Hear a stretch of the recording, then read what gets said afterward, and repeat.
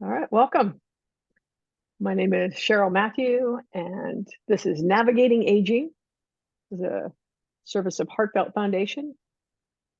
We talk about different topics about aging well and um, the good, the bad, the ugly. Is that bad to say? So we usually have a topic every day. Today's topic is an open forum, Q&A, whatever we want to talk about and share. And usually it ends up going a certain way, and we're just open to anything and just enjoying our community and connection and brilliant people here. So start off by calling in the light and chanting 3 Anna Hughes. Anna is a call for empathy and compassion, and Hugh is an ancient name for God. Does anybody want to call us forward into the light today?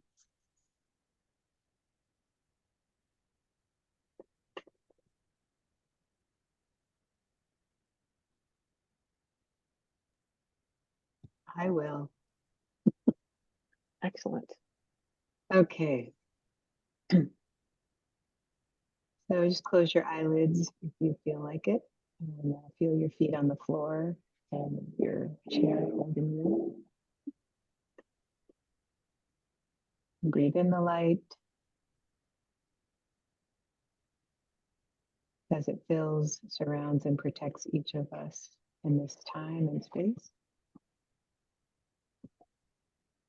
And we see the light going forward to this time together. Anything that can be clarified, lifted, laughed about, loved, would just be allowed to do so for the highest good of all. And we're so grateful to be together and to have this time, and for all the love and support that is available. We say thank you. And so it is. And so it is.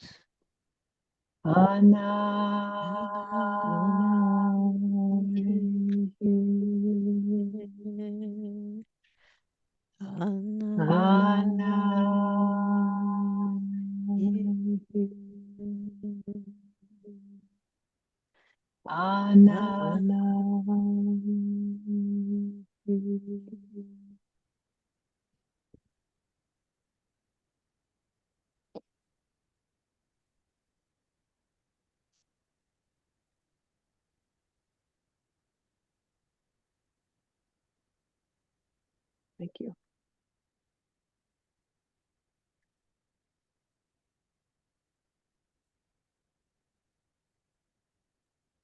So we've talked recently in other weeks and in past workshops or whatever you want to call this, gatherings, talks, are on the heartfelt.org website under resources. So you can listen to past versions if you want.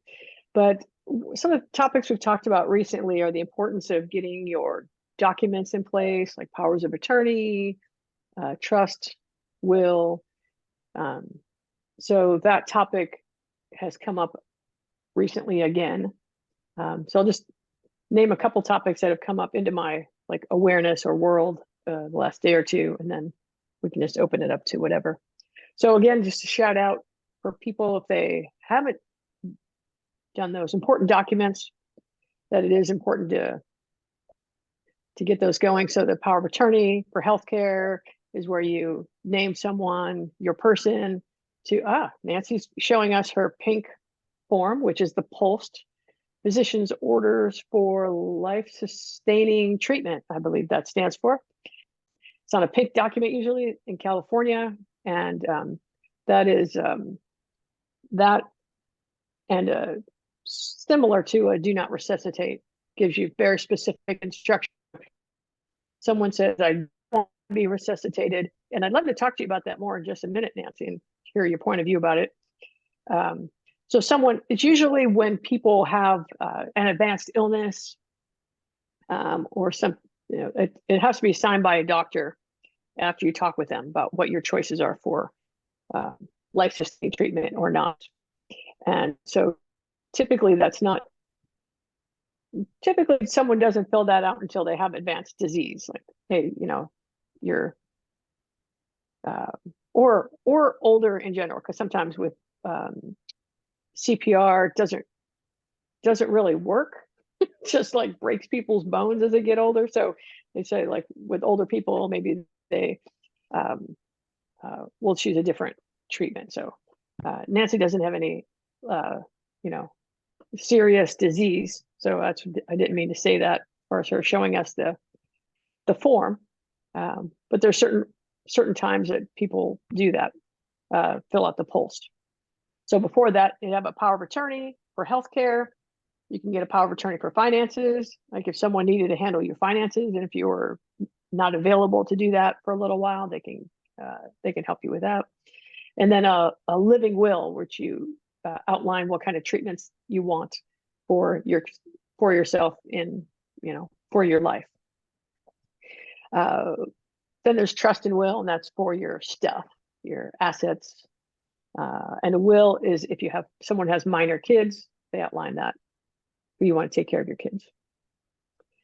Another person, someone called and was asking their spouse is in surgery for something, for it's a broken hip.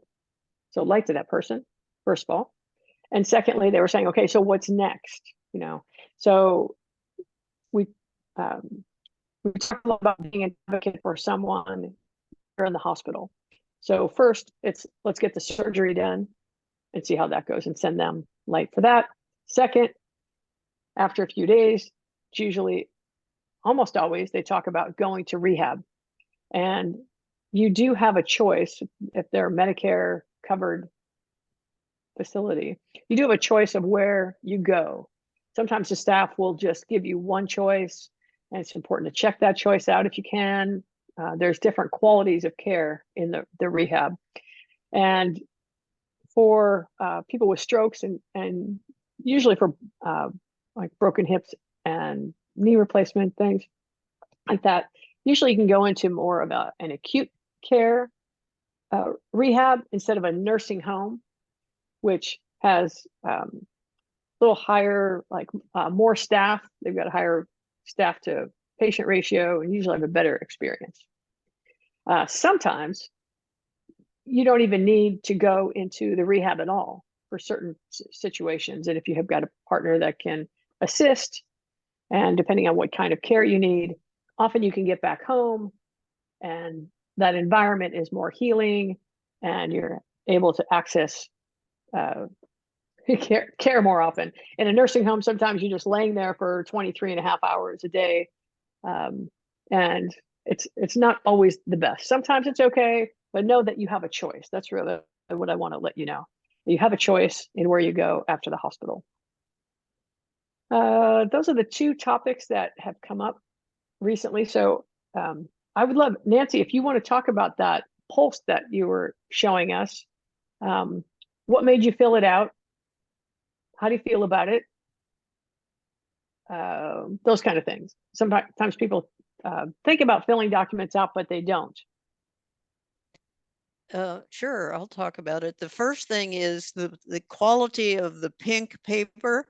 It's a serious piece of paper here. It's more on the road to being a cardboard or something like that. Yes. But the pink is difficult for my 90-year-old eyes to navigate. So that was a mistake on the part of the people that decided that pink was it for everywhere in the country. Also, I think this is what Peggy has been talking about. She advocates for posting it on your refrigerator or on something near the door so that the paramedics, apparently she thinks the paramedics will see it first and will accept it and the conditions that are in there as well, and the conditions that are in there are often, I would guess, contrary to what the doctors and the hospital staff want to do, and probably quite contrary to what the paramedics are trained to do, I would guess. However, I'm glad to have it. We have a nurse and a doctor on duty here where I live, and it is they who provided me with the pink sheet, and they who will organize signatures and so forth from the medical staff. It's very simple. I took a look at it because if you can see it, it's full of questions and places to fill out piece of information or something. In the end, when I actually sat down to work with it, it turned out to be quite simple because half of the page is really for the medical staff to fill out. The nurse, it's a nurse practitioner actually who's here.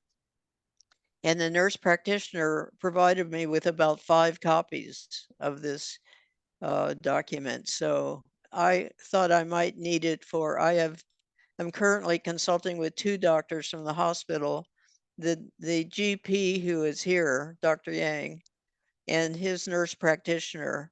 And I'm living in a place where they dispense medications that are ordered by the doctor and other kinds of care. So I thought they needed a copy as well. So that's why I got so many of them.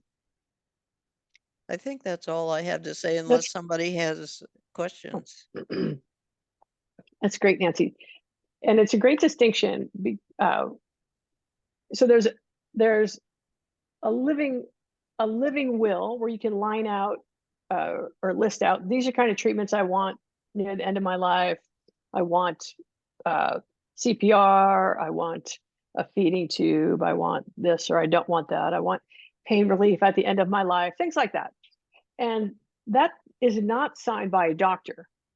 That is just general information that you sign. You may have it notarized depending on your state, what it makes it legally, it's not legally binding, but it's legally recognized. But if you have that document and you're, maybe you have a heart attack, not you, someone has a heart attack and they're on the floor. The paramedics are called, they show up at your house, and the person with you said, oh, look, she's got a will. This document she signed had notarized. That doesn't mean anything to them. They have to legally do whatever paramedics are trained to do to save your life, get you back conscious, whatever you need right then. The only thing that the paramedics can recognize or look at to stop doing that is that pulsed, a do not resuscitate.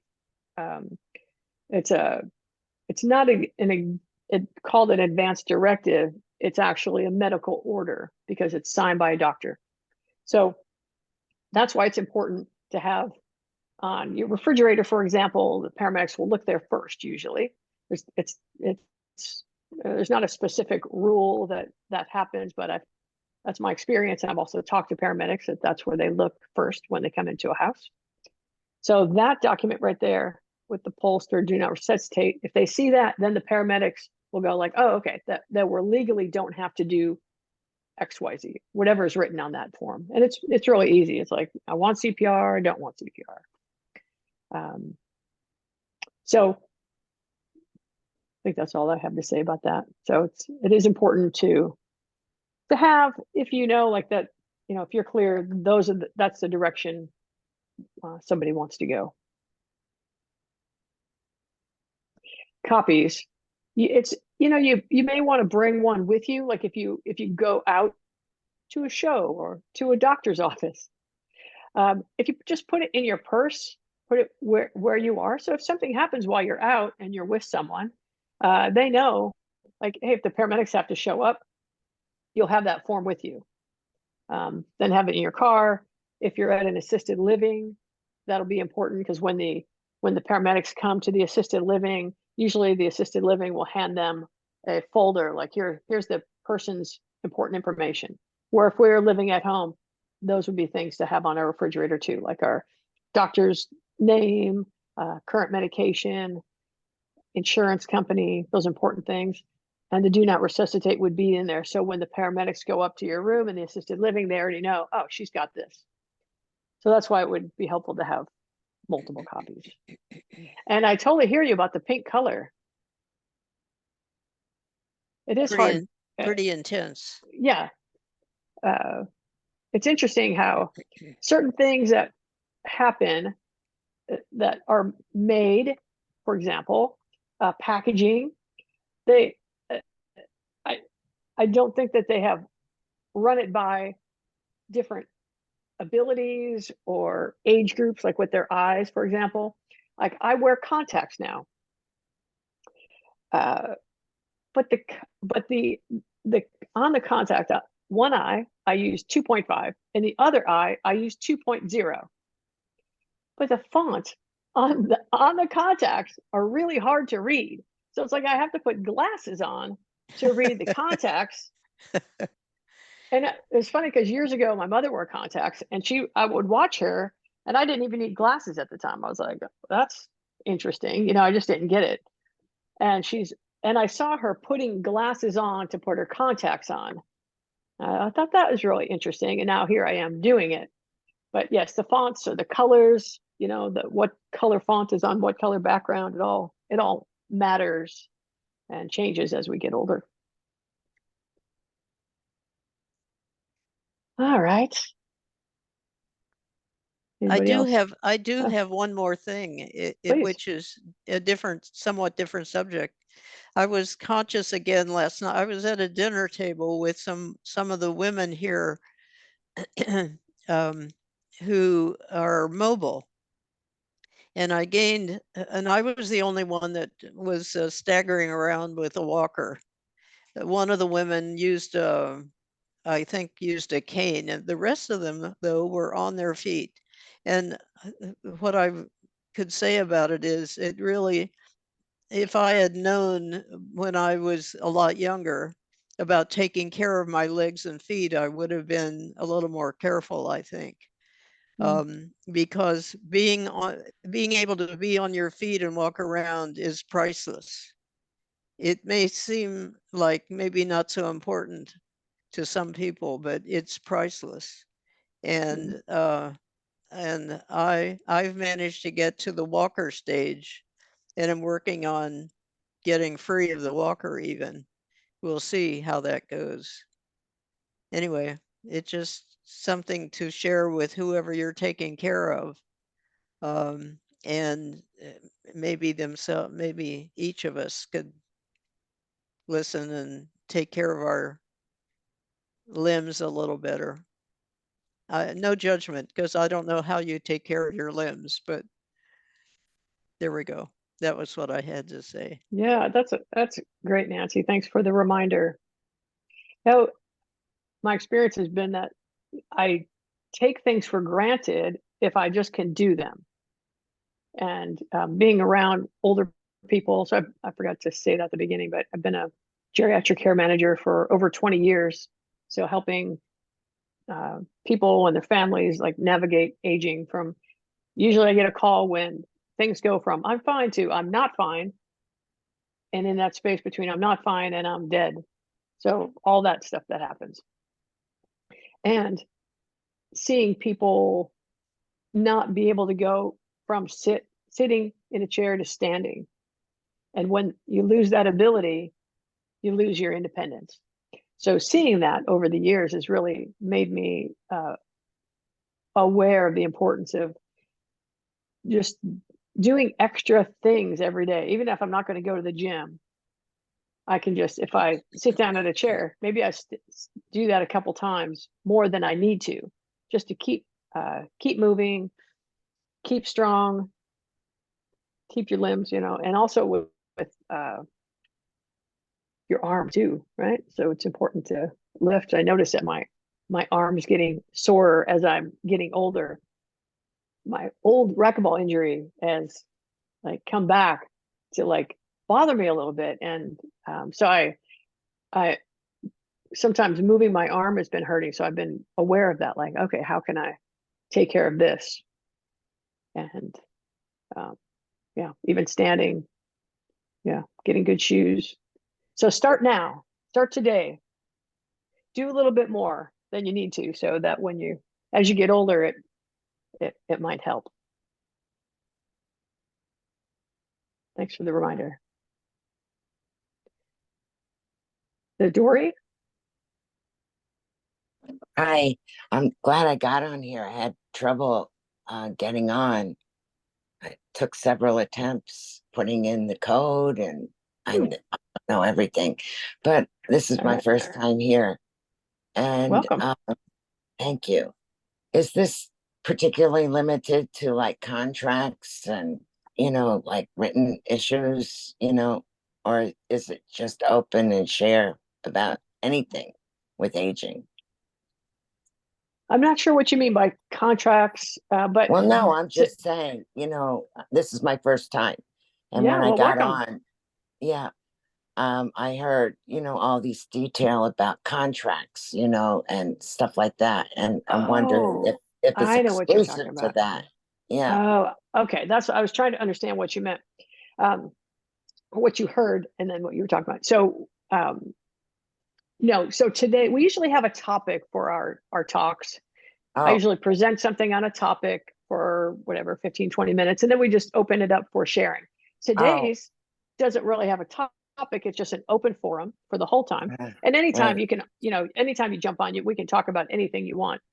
What we Oh, were talking about at the beginning was a topic that we've talked about before, which is the importance of advanced care planning right, and right. estate planning. So getting your um, uh, Yeah, powers of attorneys for healthcare and things like that. But this is right. not about contracts. So Yeah, I you I can talk had about all anything you like. yeah, I had all that in line at my other house, and then I moved. I had to move because my aunt or my partner of 24 years died, and I couldn't maintain the house. So I it got turned over to an investor. And what happened was he didn't keep his agreement with me and locked me out of the house with all my important paperwork, my identifications, everything, jewelry, you name it, cash, whatever I had, even locked my animals in there. And the sheriff did nothing. He told me, get in my car. It's his house now. Leave or I'll arrest you, kind of thing. And I had to stay in a hotel and until I could get my animals back, which was like a week later with no food and water. It was a nightmare. Anyway, so I moved to this isolated place up North Florida, and I don't know anybody here. And I have none of my paperwork, nothing. But aside from that, it's really been very stressful living here alone, being isolated from the people I knew in West Palm Beach, ministers and everybody. I mean, I am like really like in the woods kind of thing. And it's kind of scary. Not kind of, it is scary to me. And, I've often thought, I'm living here alone. If anything happened to me, nobody would even know, and what about my pets, that kind of thing. And I'm looking to move back, hopefully, to the area where I knew some people, but it's been a really long process. And um, so, uh, that's where I am. I'm just like really, like I said, isolated, alone. I've had health issues before I moved here. I had a heart attack right before I moved here. And then I had reaction to the COVID shot and got sepsis, pneumonia, and shingles at the same time. And then I had COVID twice after that. I'm pretty run down and I haven't been able to do much. I'm still living with boxes, floor to ceiling, and have been looking, trying to get help, nothing. So, it's just been really devastating. And all I can basically do here is just try to maintain the area around all these boxes and stacked up furniture and everything. And it's frustrating, and it's really difficult to be living like this. And I just want to place all that in the light. And, but yeah, I kind of feel like my whole life was kind of blown up into a million pieces. And now it's like I just don't have the energy or the resources to put it back together again. So, as I said, it's a scary place to be in. I don't know. Sounds like you've been through a lot and you are I, persevering. I'm Do you doing the have best I can. friends or family or any support No, system that you lean on? no, I have no family. I have no friends here. The Mhm, friends that I have back in West Palm Beach, they're also older and mhm, they're just maintaining their own lives. And so I have nobody here, nobody. Thank God for the pets that I have, but every day I shake in my shoes, like, how am I going to, how am I going to take care of them? It's like mhm, sometimes I run out of pet food. It's like, oh my God, I don't feel good, but I got to push myself to go to the store, to mhm, get some food, and it's really like, it's just been so traumatic for me. Do you mhm, know what I'm saying? mhm, It's really, and then I look at myself in the mirror from all the stress of all this, and I look like I've aged like 20 years in the past year, and I go, my God, how did this happen? How did I allow this to happen? Kind of thing. mhm. So it's like, really, honestly, I'm doing my best to, as they say, endure to the end, but it's not been easy, especially not having any real good, like people contact, spiritual. Well, I do it via Zoom, Mhm, but, and I try to get in as much as I can, however I can on the internet. If the signals are working well here, because that's another issue. I've been cut off a lot signal wise here, being the area that I'm in. So that makes it challenging as well. So I mhm, often just put myself down, to on my back and just start doing my prayers and SEs, and but I can't live the rest of my life just, like that, like this, because mhm, I don't feel like I'm ready to go under yet. But at the same time, I've got a lot of signs around me that, you know, about that. So, yeah, I mean, it's Oh, like, is I there mean, I've is worked in the there field of elder care, you know, basically my whole life, with the city of New York and human services here in Florida, and hospice. I've worked in hospice. I've worked with mentally and physically challenged adults. I worked with comprehensive AIDS program and helping them in their times of transitioning, and, and helping them maintain their lives. But now it's like that I'm all by myself. It's like, oh my God, it's almost like really learning how to stand on my own 2 feet.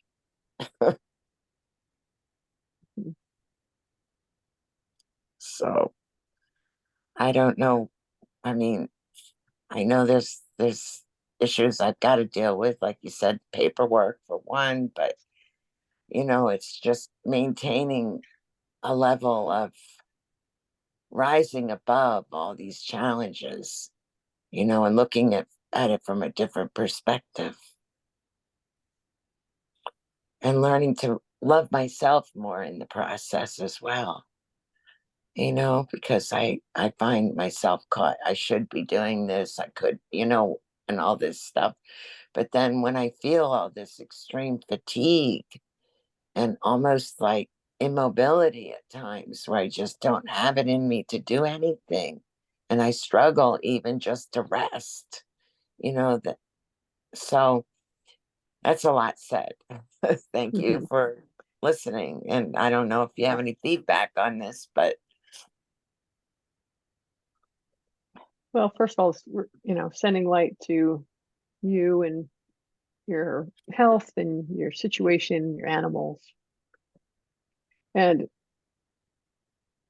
what I find is that as we, or as I age, I'm having to do things a little differently than I did when I was younger.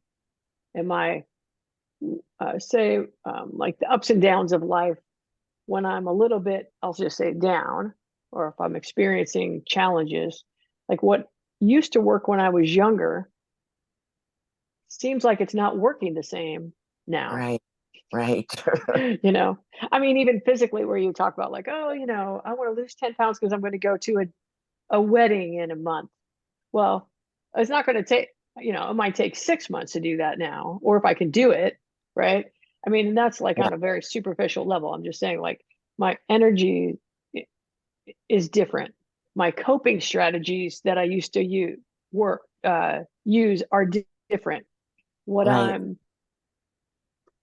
willing to put up with, or I don't know a better way to put it, like as far as a circumstance, are different. I'm less tolerant or more tolerant. So things are changing as I'm getting older. Um, so, it makes sense, like the changes that you're going through are a lot, because it's new, it's different. Um, so, Yeah, you it know, is. And I, also being vulnerable, I find myself right. I've opened myself up to a lot of people who have like taken advantage of me financially. And also, it's like yesterday, after a year of waiting for like some help with this house, they sent this guy out who was just like a demolitionist, basically. He didn't care anything about me. He just cared about doing his job, didn't care about moving things around to places I don't even know where anything is right now. You know what I'm saying? And it's like, Yeah. how do, uh, you know, it's like being, knowing that I need the help, but not fully checking everything out.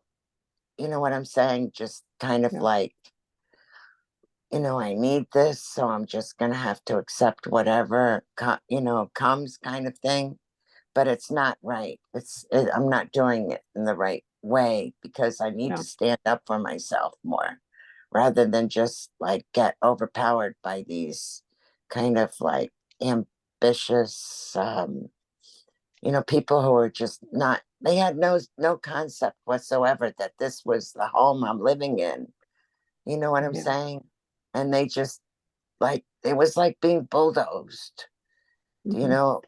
I mean, really, things just Yeah. frenetically just being moved and thrown all around at different places. And, it's like today I'm kind of like in shell shock from it. Mhm. So, We're we're how to gonna, maintain my own yeah. sense of power in the midst of vulnerability, especially Yeah. when you're physically, and mentally, not as like resilient and sharp as I Right. used to be. Exactly. Right. I'm gonna bring this sharing to a close, because we've got some Thank other people you. that have their hand Yeah, raised. So I thank want to you. make sure they get time. Yeah, And what you're talking about is exactly what I was saying, as far as we get older, sometimes we feel more vulnerable. Maybe we can't walk as far as we used to, or feel as strong, or uh, so there's different strengths we do have. Um, so yeah, I'd say jump back on. Hope you join us in the future. And I'm sending light. And I do trust that you're doing what you need to do. And when it's sort of like, Jerry used to say, when you're sick and tired of being sick and tired, you'll change. I do trust that when you are ready, this situation will shift. And I then hope that's anyway, your, yeah, so, yeah. because, All right. like I said, yeah, I got into this situation in Yeah, my go. mind of what I knew I could do before. But then once I got here, I realized it's way beyond my capacity to do so. That's Yeah. it. God bless. Thank I you so love you much. all. Thanks for joining Love us. and light. Thanks. Thank you. Thanks, Dory. Love you too. Birdie. I have a quickie and I do need to leave, but Yes. I have a post that is signed by the doctor I've had for many years. But I think I mentioned to you at some point that he now has a brain tumor, so he had to retire. So is the post signed by a retired doctor still valid, or because I don't have a new doctor yet? Do you know that? And you may not know the answer because that's Was probably the not- doctor retired at the time he signed it? Oh no, he signed it years ago. Okay. I would need to check, and let me see if I can find that right out. I don't know that a post expires. So as long as the doctor was a doctor Yeah, he was. when he signed it, does it expire? That's okay. I don't want you to take the time if other people have Yeah, questions. no, I am curious. I don't know if does post expire? Let's see. One moment. Hey, we're waiting with bated breath over here. I know, right? Sometimes things show up right. How often does it need to be dated? You have to complete a new post if your treatment wishes change. I don't think it expires. Okay. And you can read it, look at it. So I'm going to say right now that based on what I know, a post does not expire. You would just be able to change it anytime you change your mind about what treatment you want. You can change the post and make a new one. Say, I don't want CPR now, doctor signs it, fine. You go, you know what? Actually, CPR sounds like a great idea. You just rip that one up and you make a new one. Right. But I don't think it expires. And I don't think, who's going to check that?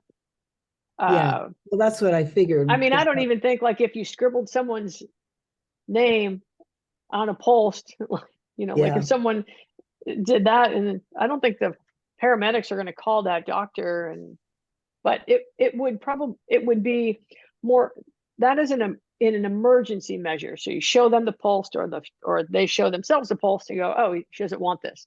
Now, if someone has something that happens at home and they are brought to the hospital, and then there are certain treatment options. Say someone has a stroke. Sometimes there are treatment choices that someone has along the way. And each of those choices should be discussed with either the patient, or the person's advocate or power of attorney along the way. So the pulse would take effect there also, but it's going to be more of a dialogue. The pulse is especially important in an emergency. It's a good question. That's a good question, Bertie. Thanks for joining us. Very clear. Carol?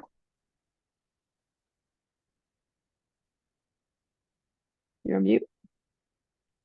Oh, there we go. You're off and on. There you go. Yeah. Thank you. First of all, I want to thank you. I'm always wanting to join on Tuesdays, but I've had a lot of caregiving and a lot of odds and ends to meet. So I'm going to have to go back through all the recordings. But I thank you. This has been when I tune in, it's so helpful. So I'm thankful to that. And secondly, I'm thankful to Nancy because of what she says about maintenance. It's a good reminder. I'm starting to feel my own body like having an old car, because I also have a 10-year-old car.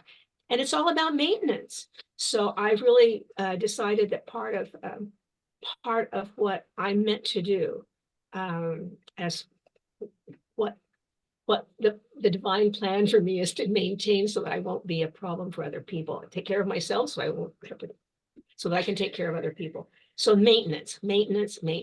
So yoga And I really recommend to everyone senior yoga. I have a yoga teacher who's 84, and it's amazing what a little bit every day will do. It really blows me away. So I recommend maintenance. The third thing, I'm thankful to Doré because it reminds me of some things that I know that I need to take care of. And one of them is, I don't know if you've touched on this, is how do we hire a financial planner? Someone who, because I know you can hire someone and pay them so that they will be on your side rather than on the side of a land developer or a home developer. And so that would be, if you've not touched on that topic, I would really appreciate it. And I'm wondering about you, how do we hire you as a geriatric coordinator? I'm 77 years, almost 78 years old. And my husband is 84. We live in southern Tijuana in Mexico. Our care is all in San Diego. And my daughter lives in Idaho. I do not want to live in Idaho. I don't want to live with her. I don't want to live in assisted living in Idaho because of the weather. So, and we have a wonderful situation here with many wonderful friends, a lot of support. But I really believe that the time is coming that I think I need to think ahead in terms of a geriatric coordinator, both for myself and my husband. My husband is from Scotland. And so his family is all in Scotland. So it means that we need some outside help, but Kaiser, we belong to Kaiser, doesn't, as far as I know, doesn't offer that. And so I'm just wondering, is it possible to hire you as a coordinator early before we really need you? Right. Those are great questions, Carol. You always come with great questions and also great solutions and reminders. So let's appreciate that.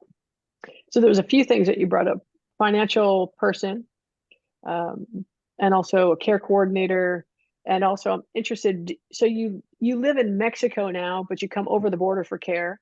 Yes. And so looking ahead.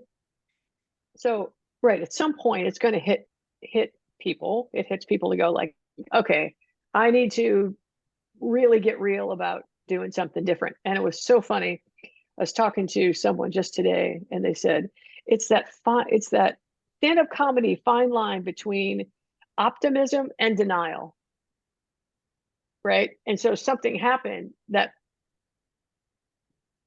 pushed it into like, okay, this is getting real. I need to make a decision, because we've been talking for about a year, like, oh, if this happens, but everything is basically fine right now. And that's how it goes. Like, things are basically fine until they're not fine. And so it's wonderful that you're pre-planning, because that's not usually. Congratulations. So you're thinking about, are you thinking about moving to the States? Or are you thinking about, like, you move to the States, he moves to Scotland? I mean, I've had people do that before because one of the spouse has health insurance in another country, for example. But what is your next step as far as what you're thinking about? Well, I think our next step is thinking about hiring caregivers here in Mexico, because it's much cheaper. We can have, I have a housekeeper who comes twice a week. I mean, and we live in a wonderful house on the ocean, which I never expected when I lived in East LA and lived and taught in East LA all those years. I could have never paid for that. So Okay. Our standard of living is really quite wonderful on to retirements. And the fact that we have healthcare, my husband also has healthcare through Kaiser. And I've kind of lined up ways that when I can no longer drive and when he can no longer drive, we could be driven across to healthcare in the US. But we also have doctors here that will that treat us. So I've lined that up, but I'm starting to really think about because I have a 96-year-old aunt that lives in San Diego, and a sister-in-law who's 99 in Las Vegas. So I've watched how they are aging. And I also went through an experience like Doré's experience, with another woman that was taken advantage of and lost her home. And so I've been thinking a lot about that. So that's why I would really like to have ahead of time, before the event happens, some ideas in place and some agreements with my family, and my neighbors and my friends, so that this is not a big shock, and that there's a procedure in place, because I can see when people do make plans ahead of time, outcomes are far better. So that's where I am now. Okay, that's great. And as far as hiring me, you can send me an email and we can talk about that. Okay. It's Dr. Cheryl at myagesage.com. Okay. DrCheryl. Dr. Cheryl at myagesage.com. AGESAGE. Age Sage. Myagesage.com.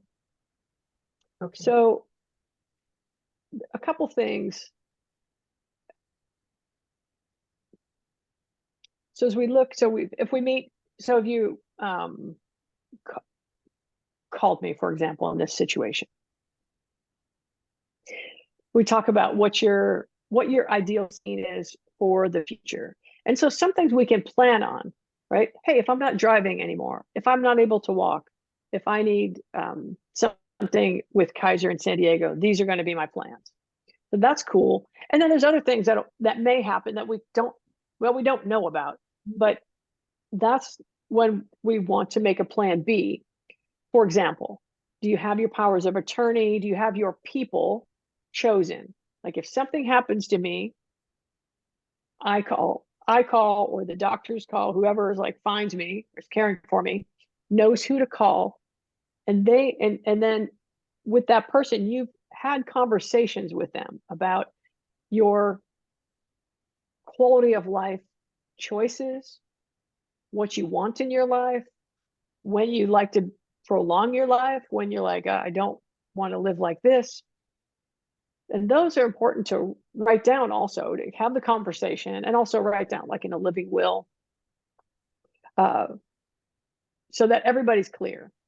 And so if you're not able to speak for yourself anymore at some point for a short period of time or a long period of time, then the person that you choose, your trusted person, your agent, your proxy, will think to themselves, what would Carol want if this was happening? If she knew what was happening, what would she want? So you don't want to choose someone that's, going to do it because that's what they want, and maybe their beliefs are very different than yours. So pick the right person. And I'm curious, like sometimes in foreign countries, you can lease land, but you can't buy it forever. Do you have a place that you can, it is gonna, you can stay there for as long as you might live? You're not going to lose your lease or lose the ability to be there. No, Great. we actually own the house that we live in through a bank trust. So, Okay. and all of that Good. is fully legal. And we have my husband has a second house, and I am that I will inherit that, but in our same development that is smaller. And so I've often thought that when I don't want to live here by myself, or if I can't get a family to move in, because we even have a whole floor where a family could live with us. So we have a situation. That's right. Yeah. We're very privileged. We're really Yes. privileged. And this is after a person, my mother was one of the early ministers, and she lived, parents lived very humbly. And so, I grew up that way, and I lived that way 50 years in East LA. But I have a great deal of privilege, but I would like to be sure that I don't want other people to have to take care of me. I'd like to be able to take care of myself as long as possible, because I want to be able to take care of others. Yes. So part of the pre-plan is just kind of visioning where you would like to stay, because some people might think, oh, will you live where you want to now? We've had people say live in Hawaii, and the rest of their families in stateside, and they're like, well, we'll let you live in Hawaii, this is what the family in the States say, like, well, you live in Hawaii, but when you need care, we're going to bring you back over here to care for you. And now that might be okay, but that might be like the worst thing that a person in Hawaii would want. So to have those conversations, what are people okay with? Same thing in Mexico. And then, well, I find that honestly, like Kaiser is a challenging place to have insurance when you get older and need care. Mhm. But if you're in Mexico and you can afford to pay for care, and you might not even need Kaiser unless something major happens. And you're like, okay, let's go to Kaiser, and that makes sense. But as long as you're thinking about, okay, if you need medical care and what kind of things happen to people as they get age, maybe, and what runs in your family. So you kind of think, well, heart disease runs in my family. I want to make sure I've got a good cardiologist here. So I build a relationship with a cardiologist. And then you do the things we're talking about. How do you maintain your cardiovascular health? So maybe you avoid certain things because you want to live the lifestyle that you want, free on the beach in Mexico, loving life, clean air, low stress. So then you do the things that will maintain that as much as you want. Maybe you never exercise again, and maybe you never do yoga, and then that's going to be your choice too. Or maybe you decide, I'm going to do yoga every day because I like the way that feels, and I think it's going to maintain my lifestyle longer term. That's great. Either way. So thinking about your long-term goals, getting the people in place, and when you need care here anyway. So in the States, basically mostly you'd either find an independent person or someone would like call an agency. But if you call an agency, or either way, like caregiving is a business that when something happens, you need it now. Usually you don't usually plan, in a year, I'm going to hire Maria to help me with such and such. Because Maria's probably busy because that's her job. That's her work. So it's like, you're going to get who you get at the time, but maybe you develop, like if they had an agent, you check out some agent when you're feeling good. And you're like, I'm just going to use 3 different agencies, caregiving agencies. So when I need something, I know who to call. But then you're going to want to do that if you don't for a year. I want to do that again in a year because some owners changes everything. It's just keeping up. It's another level of maintenance, right? So you build a relationship with an agency or some way to go, if I need help, my husband needs help, I know who to call. So the pre-planning is really having a plan B. Plan A, we're doing our thing just like we do now. Plan B is when something happens and it'll present itself, that it's trouble, then you have the plan Bs in place. And then you also have your people that, if I need something, this person's going to help me do that. They're going to talk to the doctors if I can't, for example. And then you just, look at that every year or so. Is that plan still what I want? And it's great. Like you might go, I never want to go to a hospital again. I'm just going to stay here on the beach. There's no reason to use Kaiser at that point, and then you want to make sure the people around you are clear, like your loved ones are clear, like that's what she wants. We're not going to change that. One of the things I did was I was a hospice social worker, and I had one of my clients was this older guy, and he lived in this old house. It was really dirty, and he had this little dirty dog, and it just was like he loved his recliner, and he had a little tiny TV, and he loved to watch the Angels games, and he just liked to sit in his recliner and watch baseball. That was his life. That's what he wanted. And so he started to like decline. I forget exactly what disease he had, but he had something that was like he was getting more and more tired, and so he couldn't really get up and go to the bedroom anymore. So he just slept in his recliner, and then he couldn't get up to go to the bathroom anymore. So then he had a bucket that he would urinate in, and the hospice nurses would go over to his house, and they're like, oh my God, Cheryl, we need to get him out of there. This is a horrible situation. And I was like, I talked to him, and this is what he wants. And then I talked to his nephew, his only other person. He lived like way up north, and you know, uh, just checked with him, like, do you know what's going on? He's like, yeah, and that's exactly what he wants. So I'm like, great, we are gonna have him have the exact life that he wants. And then he started urinating just in his recliner. I would be at the door knocking, and I could smell the urine from there. And the nurses would be like, Cheryl, he's got to be in a different place. I'm like, that is a place he wanted. And I knew it wasn't going to be forever. He's on hospice. He just had a short time to live. I think I was with him for about, he was probably on service for about 6 months. This kind of declined since then. But this guy died right there in his urine soaked recliner. Happy, happy, happy. So you have a life on the beach. You're like, I'm going to be as healthy as I can. Come in.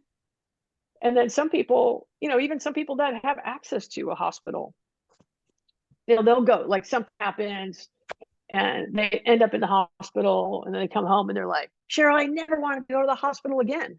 I hate that.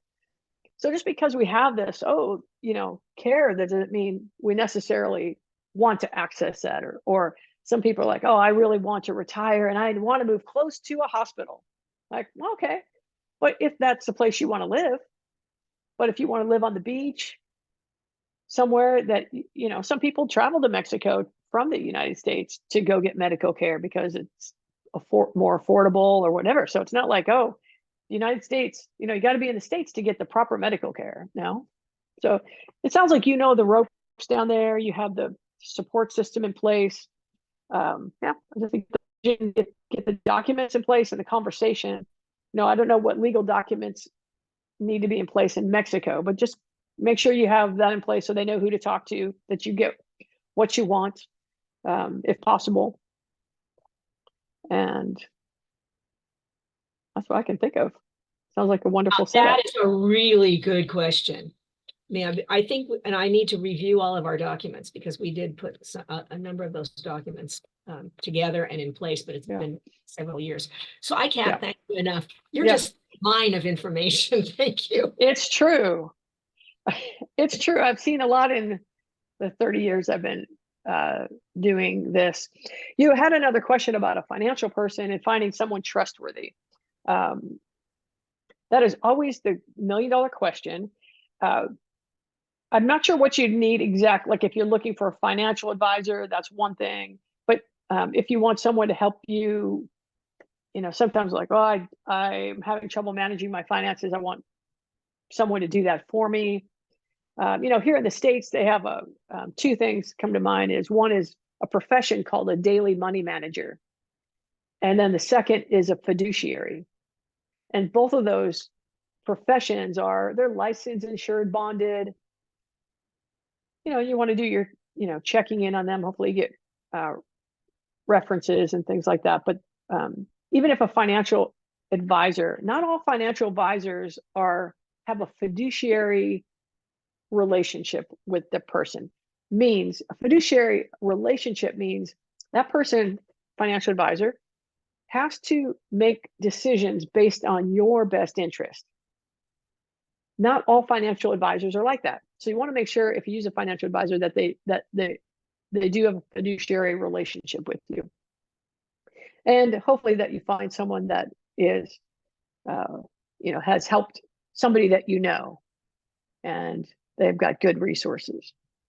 Was there something else specifically about the financial piece that you were wondering about? You're on mute. I can't hear you, Carol. There you go. The fiduciary, I was wondering about that because I had a friend who went through that training, and I thought to myself, this is what we're going to need. So I'm glad you clarified that.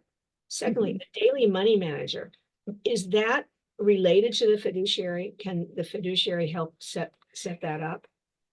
Yes. Okay. If you Google daily money manager, I believe it's a profession. I think they've got an association. Okay. And someone could be a fiduciary and a daily manager. There are fiduciaries that will help pay your bills and things like that. because we do have a bill paying service here in Mexico, so that we don't have to go to the the water department and pay this and pay that. We don't have to go do that. We just put money into them and they pay those bills, and we pay them, I don't know, $75 a year or something. So that works really Nice. well. So, Yeah.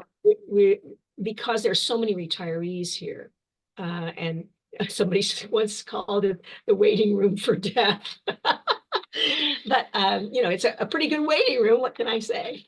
That's right. Yeah. So, I have many people I can ask, but most of them don't have great plans so far. So that's, you've been really, really helpful. Great. I appreciate that really a lot. Great. Happy to help. Thanks for joining us. All right, everybody. Thank you so much for showing up on this Tuesday. Hope to see you again. And I love you. Be well. Maintenance. Keep moving. Move the body. See your yoga, etc. All right. Take care.